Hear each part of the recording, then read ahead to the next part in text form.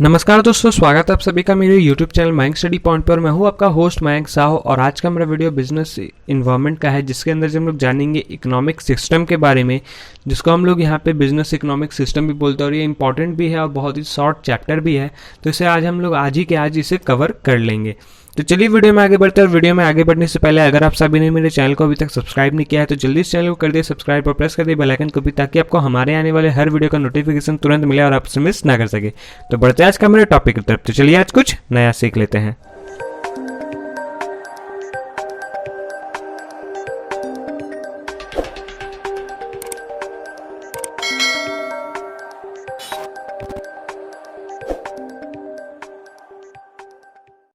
तो दोस्तों, अब हम लोग यहाँ पे बात करें बिजनेस इकोनॉमिक सिस्टम की। तो बिजनेस इकोनॉमिक सिस्टम जो है वो सोसाइटी और गवर्नमेंट द्वारा ऑर्गेनाइज किया हुआ प्रोडक्ट को जो मार्केट में वो लोग आके बेचते हैं, डिस्ट्रीब्यूट करते हैं और लोगों के लिए अवेलेबल करते हैं, उसे कहा गया है।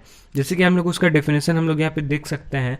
तो डेफिनेशन जाने से पहले मैं आप सबको बता दूं कि बिजनेस इकोनॉमिक सिस्टम को किस तरीके से मिलाकर बनाया गया। बिजनेस यानी कि व्यापार, व्यापार का इकोनॉमिक्स यानी अर्थशास्त्र, और अर्थशास्त्र जो है वो बिजनेस का, व्यापार का अर्थशास्त्र के किस तरीके से चलाता है, किस तरीके से चल रहा है वो बताता है सिस्टम द्वारा। उसका सिस्टम क्या है चलाने का वो बताता है। तो अब हम लोग यहाँ पे बात करें उसका डेफिनेशन। तो an economic system is a means by which societies और governments organize and distribute available resources, service and goods across geographic region और कंट्री। इकोनॉमिक सिस्टम का मतलब ये होता है कि जो सोसाइटी और गवर्नमेंट जो है जो प्रोडक्ट को ऑर्गेनाइज कर रहे हैं, ला रहे, प्रोडक्शन कर रहे हैं, उसका डिस्ट्रीब्यूशन वो किस रिसोर्स में, किस तरीके से, किस सर्विस को या किस प्रोडक्ट को मार्केट में भेज रहे हैं या फिर किसी कंट्री में भेज रहे हैं या फिर कुछ जियोग्राफिक रीजन में भेज रहे हैं, वो किस तरीके से चला रहे हैं, अवेलेबल करवा रहे हैं रिसोर्सेज को, वो कहलाता है economic system. Economic system regulates factor of production including capital, labour, physical resource and entrepreneurs. और ये इकोनॉमिक सिस्टम जो है वो रेगुलेट करता है फैक्टर को प्रोडक्शन का, और जिसके अंदर इंक्लूड रहता है कैपिटल, लेबर, फिजिकल रिसोर्सेस और कुछ एंटरप्रेन्योर्स। इन सभी को मिलाकर जो है एक प्रोडक्ट बनता है और उसका प्रोडक्शन होता है। इसे ही हम लोग इकोनॉमिक सिस्टम कहते हैं। N economic system encompasses many institutes, agencies and other entities। और इकोनॉमिक सिस्टम जो होता है वो सभी को किस किस के साथ जुड़कर चलता है, किसी बड़ा इंस्टीट्यूट, बड़ा छोटा सभी इंस्टीट्यूशन से, एजेंसी से और अदर तरीके के एनजीओ एंटिटीज से ये होकर चलता है, मिलकर चलता है। ये इकोनॉमिक सिस्टम होता है प्रॉपर। अब इसके कुछ टाइप्स हम लोग जानेंगे। इसके 4 टाइप्स होते हैं, मेन 4 टाइप्स होते हैं। Traditional economics, command economics, mixed economics और मार्केट इकोनॉमिक्स। ये बहुत इंपॉर्टेंट क्वेश्चन भी होता है, होप आपके 5 मार्क्स के क्वेश्चन में भी आते होंगे। Type economic system. There are many economics around the world, each has it own distinguishing characteristics. World में बहुत सारे ऐसे इकोनॉमिक सिस्टम है और सभी के अंदर एक अलग अपना कैरेक्टरिस्टिक्स होता है, अपना एक तो खुद का रूल होता है, जो अलग फीचर, जो सबसे अलग फीचर होता है, अलग टर्म्स एंड कंडीशंस होता है। Economic function based on a unique set of conditions and assumptions. जो मैंने आपको बताया कि सभी के अपने अपने अलग अलग कंडीशंस होते हैं, एजम्पशंस होते हैं। Economic system can be categorised into 4 types. तो जो मैंने आपको बताया, traditional economics, command economics, mixed economics और मार्केट इकोनॉमिक्स, इन सभी से मिलकर बना है। अब हम लोग यहाँ पे बात करेंगे ट्रेडिशनल इकोनॉमिक्स से। The traditional economic system is based on goods, service and work. Traditional economic system जो है वो 3 चीज़ों में मिलकर बना है। वो बेस्ड है गुड्स पे यानी कि सामान, सर्विस यानी कि किसी तरीके का फीचर और काम पे। इस सभी चीज पे बेस्ड है वो। Of all which follow certain established trend. और ये इन सभी एस्टेब्लिश्ड ट्रेंड पे को फॉलो करता है। It realize a lot on people. ये लोगों के विचार को समझता है, रियलाइज करता है। और there is very little division of labour और स्पेशलाइजेशन। और बहुत ही छोटा डिवीजन भी होता है, बहुत ही लिटिल डिवीजन होता है लेबर और स्पेशलाइजेशन में। In essence the traditional economic is very basic and the most ancient of 4 types, और ये चारों पार्ट्स में सबसे बेसिक इकोनॉमी होता है. Some parts of the world still function with the traditional economic system, और कुछ जो ट्रेडिशनल इकोनॉमिक सिस्टम के कुछ पार्ट्स है वो अभी भी वर्ल्ड के कुछ फंक्शंस पाए जाते हैं उसमें, और it is commonly found in rural setting, और ये सबसे कॉमन होता है रूरल सेटिंग्स में जिसमें सेकेंड और थर्ड वर्ल्ड नेशन आते हैं. Where economic activities are predominantly farming और other traditional income generating activities, और इसके अंदर जो भी इकोनॉमिक एक्टिविटीज हो रहे हैं, कुछ भी फार्मिंग हो रहा है, कुछ भी ट्रेडिशनल इनकम हो रहा है, जनरेटिंग एक्टिविटीज हो रहे हैं, इन सभी के अंदर आते हैं. अब आता है command economics. In a command economic system there is a dominant centralized authority, usually the government, that controls a significant portion of the economic structure. Command economic system में क्या होता है, जो भी अथॉरिटी होते हैं, सेंट्रलाइज्ड अथॉरिटीज होते हैं गवर्नमेंट के अधिकतर, और या फिर कंट्रोल सिग्निफिकेंट जो होता है वो इकोनॉमिक स्ट्रक्चर में जो होते हैं, उनका अपना अपना एक तो पोर्शन होता है, अपना अपना एक तो काम होता है, also known as planned system, जिसको हम लोग प्लान्ड सिस्टम से भी जानते हैं.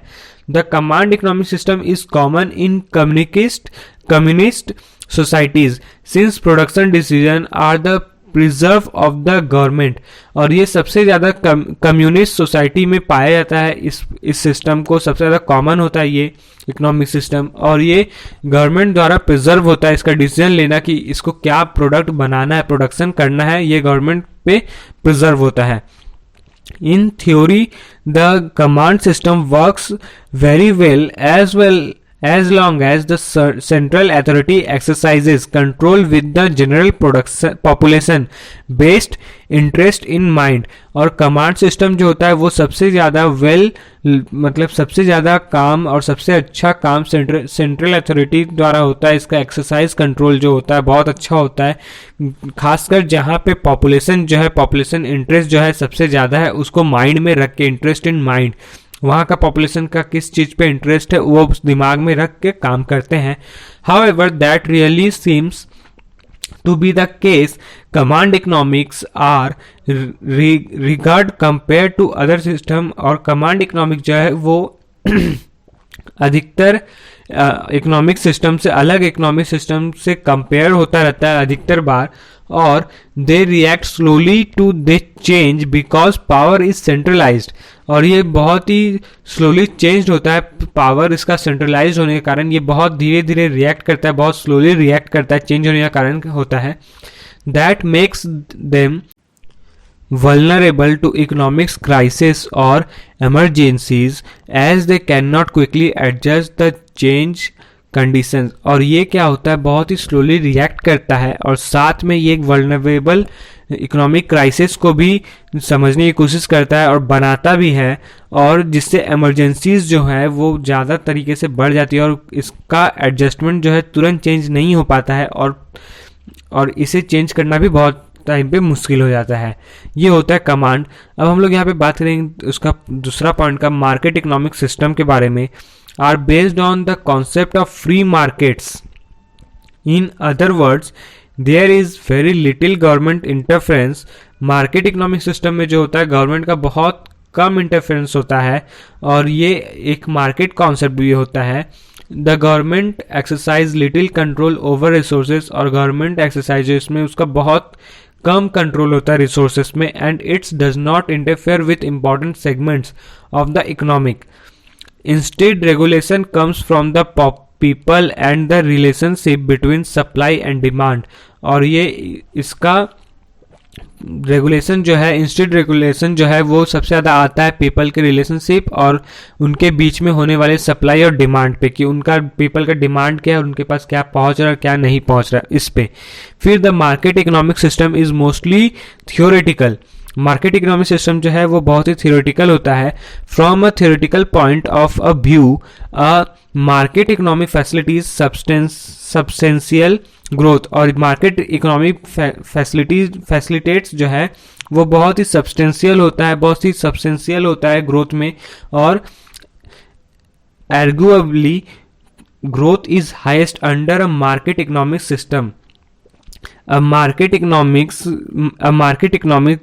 greatest downside is that it allows private entities to amass a lot of economic power, particularly those who own resources to great value. The distribution of resources is not equitable because those who succeed economically control most of them. Market economic system जो है वो बहुत ही ज़्यादा downside होता है और इसमें सबसे ज़्यादा प्राइवेट एंटिटीज़ होते हैं, प्राइवेट एनजीओज होते हैं, प्राइवेट इंस्टीट्यूशंस होते हैं जिसका इकोनॉमिक पावर तो बहुत ज़्यादा होता है और उनका वैल्यू भी, रिसोर्स वैल्यू भी सबसे ज़्यादा होता है और हाई रहता है। और फिर इसका डिस्ट्रीब्यूशन रिसोर्स जो होता है वो इक्विटेबल नहीं होता है, कभी कभी अच्छा होता है, कभी कभी ख़राब भी होता है। और इसमें सक्सेड इकोनॉमिक जो होता है, इकोनॉमिकली होता है, वो कंट्रोल्ड होता है उन सभी के थ्रू। अब यहाँ पे हम लोग देखेंगे उसका तीसरा point, mixed system combine the characteristics of the market and command economic system. Mixed economic system जो होता है वो कमांड इकोनॉमिक सिस्टम से कंबाइन रहता है, उसका कैरेक्टरिस्टिक जो होता है वो मार्केट इकोनॉमिक सिस्टम से और कमांड इकोनॉमिक सिस्टम से मिला जुला रहता है। For this reason, mixed system are also known as dual system. Sometimes the term is used to describe a market system under strict regulatory control. और ये जो होता है ये कभी कभी कुछ टर्म्स एंड कंडीशन में यूज्ड होता है, कुछ टर्म्स में यूज होता है मार्केट सिस्टम के जिसमें स्ट्रिक्ट रेगुलेटरी कंट्रोल आ जाता है। Many countries in the west follow a mixed system. अलग बहुत सारे ऐसे कंट्रीज होते हैं जो इस सिस्टम को अपने ऊपर यूज करते हैं, अपना फॉलो करते हैं इसे। Most industries are private while the rest comprised primarily of public services are under the control of the government। और कुछ ऑर्गेनाइजेशंस जो है वो गवर्नमेंट के कंट्रोल में आते हैं, इसलिए उसमें पब्लिक सर्विसेज भी होते हैं। फिर mix system are the normal globally supposedly a mixed system combines the best features of market and command system. However, practically speaking, mixed economic face the challenge of finding the right balance between free markets and government controls. Government tend to exert much more control than unnecessary। और ये जो होता है बहुत ही practically होता है, practically speaking करना होता है। मिक्स्ड इकोनॉमिक सिस्टम जो होता है ये बहुत सारे चैलेंजेस फेस करता है, राइट बैलेंस भी बनाना पड़ता है, इसमें ढूंढना पड़ता है बिटवीन फ्री मार्केट और गवर्नमेंट कंट्रोल में, और exert much more control than necessary, और बहुत सारा कंट्रोल जो है इसे एक्सर्ट करना पड़ता है। तो ये तो था बिजनेस इकोनॉमिक सिस्टम। अब हम लोग यहाँ पे बात करेंगे बिजनेस इकोनॉमिक इन्वायरमेंट के बारे में। The economic environment refers to all the economic factors that affect commercial and consumer behavior। Economic environment जो है वो रेफर करता है इकोनॉमिक फैक्टर को जो इफेक्ट करता है कॉमर्शियल और कंज्यूमर बिहेवियर को। The economic environment consist of all the external factors in the immediate market place and the border economic. और ये जो है इकोनॉमिक इन्वायरमेंट जो है ये कंसिस्ट करता है एक्सटर्नल फैक्टर को, इमीडिएट मार्केट प्लेस को, जो उसका बॉर्डर ऑफ इकोनॉमी होता है। This factors can influence a business, that is how it operates and how successful it might become. ये किस तरीके से इन्फ्लुएंस कर रहा है बिजनेस को, जिस तरीके से उसे सक्सेसफुली ऑपरेट कर सके और उसे अच्छा ताकतवर बना सके आगे फ्यूचर में। फिर the different factors of economic environment. अब हम लोग इसके कुछ डिफरेंट फैक्टर्स को देखते हैं। The economic environment consist of different things for different people. कुछ अलग लोगों के लिए अलग इकोनॉमिक जो है इन्वायरमेंट बनता है, अलग कंसिस्ट होता है। For example, for a farmer the weather and price of fertilizer are important factors. जैसे कि किसी किसान के लिए वेदर यानी कि मौसम और फर्टिलाइजर का प्राइस जो होता है बहुत इंपॉर्टेंट फैक्टर होता है कि अगर सही जो वेदर है वो अच्छा नहीं हुआ तो उसका फसल खराब हो जाएगा, या तो अगर फसल में अगर ज़्यादा कुछ केमिकल लग गया है या फिर कीटनाशक लग गए हैं तो उसमें फर्टिलाइजर अच्छा नहीं मिलेगा तो उसका फसल खराब हो जाए। तो ये बहुत इंपॉर्टेंट होता है। For a TV channel on the other hand the growth in internet advertising matters a great deal but not the weather. और टीवी चैनल में अगर बात करें तो इस एक हाथ में टीवी चैनल और एक हाथ में इंटरनेट एडवर्टाइजिंग, इन दोनों में बहुत ज़्यादा डील मैटर्स अब करने लगा है। आज के टाइम पे बहुत ज़्यादा चैलेंजेस, बहुत ज़्यादा कंपटीशन देखने को मिला है।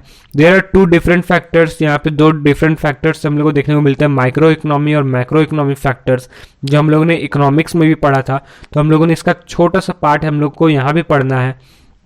The microeconomic environment refers to things that happen at the individual company or consumer level. Microeconomic factors do not affect the whole economy. Microeconomic factor जो होता है वो पूरे इकोनॉमिक पे इफेक्ट नहीं डालता है। Below are some economics factor, they may influence a business. कुछ जो फैक्टर्स होते हैं उनको छोड़ के बाकी सब में वो अपना इफेक्ट नहीं डालता है। पहला आता है कॉम्पिटिटर्स, फिर आता है दूसरा demand, market size, supplier, supply, how you supply your goods, that is the distribution chain, for example through retail stores, distributors, the internet etcetera. फिर आता है micro economics factors. The macroeconomy environment on the other hand, refers to the things that affect the entire company. Macroeconomics is concerned with general or large-scale economic factors such as unemployment, inflation, interest rates, GDP. GDP का पूरा नाम होता है Gross Domestic Product. In other words, it is the economy in recession, is it booming, etc. Taxes, exchange rates, that is how much currencies are worth in relation to one another. How much discretionary income consumers have, that is income after paying tax, social security, etc. Levels of consumer confidence, saving rates, ये सब होता है macro economics के अंदर। इन सभी के अंदर large economy जो होता है वो बहुत ज़्यादा मैटर करता है, बहुत ज़्यादा कंसर्न रहता है और इसे ठीक से समझने की कोशिश करता है। तो हम लोगों ने बिजनेस इकोनॉमिक सिस्टम का पूरा चैप्टर कंप्लीट कर लिया है। होप आप लोग को वीडियो पसंद आया होगा। तो जाते थे वीडियो को लाइक करें और अगर आप चैनल पर न्यू है तो चैनल को सब्सक्राइब करो, प्रेस करें बेल आइकन को भी, ताकि आपको हमारे आने वाले हर वीडियो का नोटिफिकेशन तुरंत मिले और आप उसे मिस ना कर सके। तो मिलते हैं हमारे अगले वीडियो पे, तब तक के लिए जुड़े रहें मयंक स्टडी पॉइंट के साथ और वीडियो को पूरा देखने के लिए आपका बहुत बहुत शुक्रिया।